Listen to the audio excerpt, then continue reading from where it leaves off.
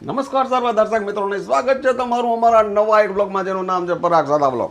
મિત્રો, બદનામી અને ચર્ચા એ જ લોકોની હોય છે જેની ઉંમર કરતાં ઓળખાણ વધુ હોય છે. આ વાત સાથે આ ચીજ સાથે શરૂ કરીએ આજની નવી રેસીપી. મિત્રો, આવી ગયા છીએ આપણે આપણા કિચનમાં અને આજે એક મસ્ત મજાની યુનિક રેસીપી બનાવવાની છે જે કાયમ માટે બધાયને અમારા ઘરમાં ભાવે છે. અને સાહેબ, આ વાનગી એવી છે કે માણસ શું, આ તો ભગવાનને પણ ભાવે છે. તો આ શું બનવાનું છે પૂછું જલ્દીથી અમારા હોમ મિનિસ્ટરને. તો ચાલો શરૂ કરીએ. પારું અંબા અંબા અંબા અંબા. જય શ્રી કૃષ્ણ. જય શ્રી કૃષ્ણ. શું બનાવવાના છો આજે? આજે બનાવવાના છે આપણે એકદમ ઇન્સ્ટન્ટ બનતા આંગળી ઢોકળા, જે ભગવાનને પણ ભાવે છે ને એકદમ બની જાય છે ઝડપથી. એના માટે જો આપણે આ લઈ લીધું છે બધું ઇન્ગ્રીડિયન્ટ્સ, પછી બનાવતી જાઉં ને કહેતી જાઉં. આ છે ઝીણો રવો, યસ, એક વાટકી ઝીણો રવો છે. એક મોટી ચમચી ચોખાનો લોટ આવશે એટલે સરસ વ્હાઈટ થાય. ને આ છે સેજ ખાટું દહીં. જેટલો રવો હોય એટલું ખાટું દહીં આવશે ને એટલું જ પાણી આવશે. આ માપ છે. વાહ. આ બધું છે ને આપણે પહેલાં મિક્સ કરી 10 મિનિટ રેસ્ટ આપશું ને એટલે સરસ આપણો રવો ફૂલી જાય. હવે આ એક વાટકી રવો, આ એક મોટી ચમચી ચોખાનો લોટ, આ છે આપણું ખાટું દહીં. સેજ ખાટું હોય તો વધારે મજા આવે એટલા માટે. પહેલાં આ બધું મિક્સ કરી એકદમ ઇન્સ્ટન્ટ બને છે અને ખાવાની એટલી જ મજા આવે બધાને. દહીં ને લોટ મિક્સ થઈ ગયું છે ને આ એક વાટકી પાણી લીધું છે આપણે. થોડું થોડું કરી રવો છે ને હજી પાણીની દહીં ને પીસે ને એટલે ડબલ થઈ જશે.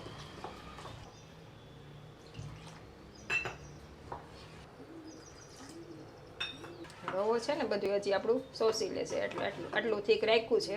હવે આને 10 મિનિટ આપણે રેસ્ટ આપશું રાખીને. ત્યાં સુધીમાં આપણે આ આદુ ને મરચાંને એમાં એડ કરવાનું ને એ તૈયાર કરી લઈશું. 10 મિનિટ પછી આપણે બનાવીએ. આદુ મરચાંની પેસ્ટ કરી નાખીએ તોય ચાલે, પણ આપણને આમ થોડુંક મોઢામાં આવે તો વધારે મજા આવે. એટલા માટે આ રીતે આપણે આદુને છીણી લેશું ને મરચાંની કતરણ કરી લેશું. Welcome back. બ્રેક બાદ ફરીવાર તમારું સ્વાગત છે. 10 મિનિટ થઈ ગઈ છે આપણા બેટરને, બરોબર ને પારું? થઈ ગઈ છે, બરાબર છે. આપણે સ્ટીમર ગરમ કરવા મૂકી દીધું છે. હવે એમાં આપણે આ 1 ઇંચ આદુનો ટુકડો છે ને 2 તીખા મરચાં છે આમાં એડ કરી દઈશું.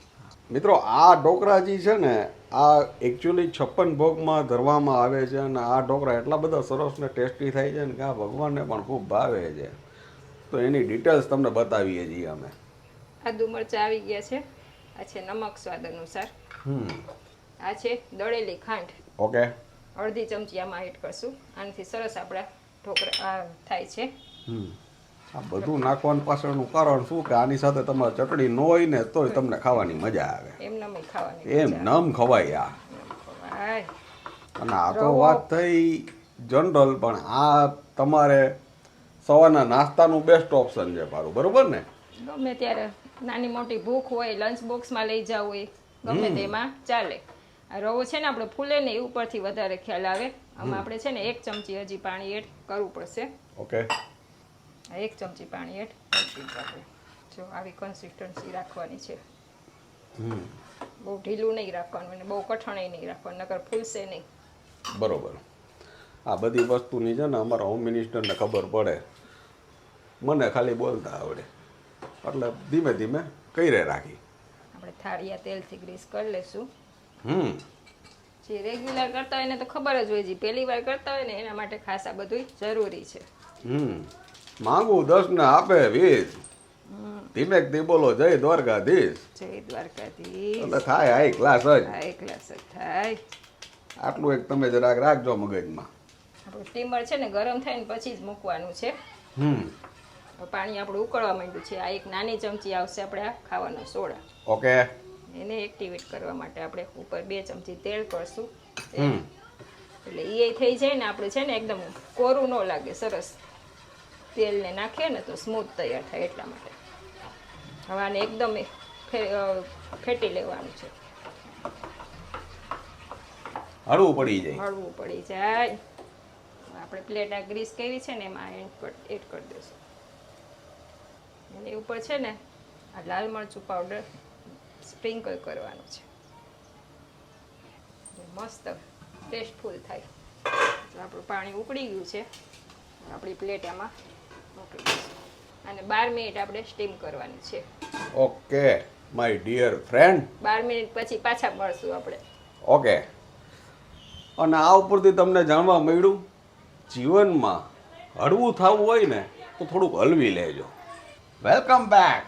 12 મિનિટ થઈ ગઈ છે, ફરી વખત પધારી ગયા છીએ. જો અમે ગયા છે, હવે આપણે જોઈ લેશું. થઈ જ ગયા હોય 12 મિનિટમાં પરફેક્ટ.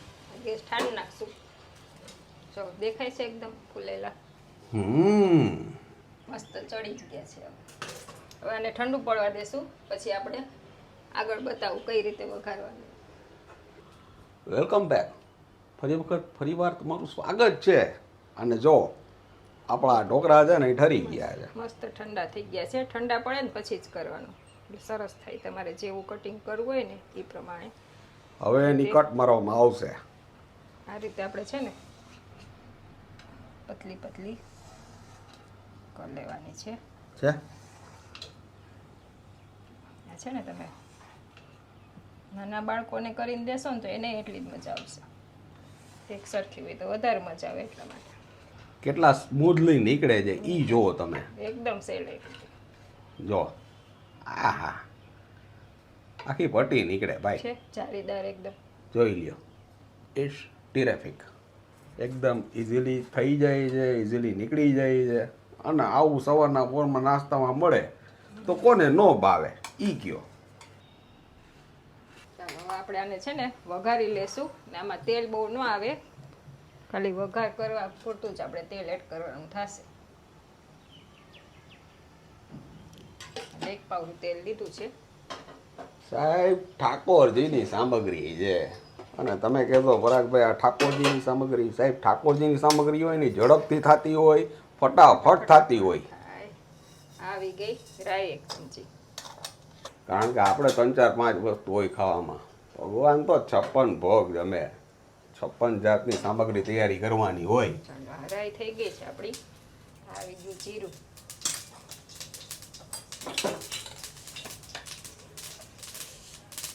આવી ગયા તલ. આવી ગઈ હિંગ. આ છે મીઠા લીમડાના પાન.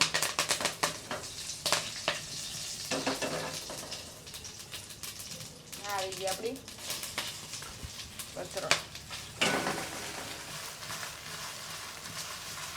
2 જ મિનિટમાં વઘાર થઈ જાય. કેવા ડાન્સ કરે છે એ તમે જોવો. છે મસ્ત મજાનું. ગેસ બંધ કરી દઈશું. લાસ્ટમાં આવી ગઈ આપણી આ બારીક સુધારેલી કોથમીર. થઈ જાય ને એકદમ ઝડપથી. ચાલો આને સર્વ કરી દઈશું. યસ.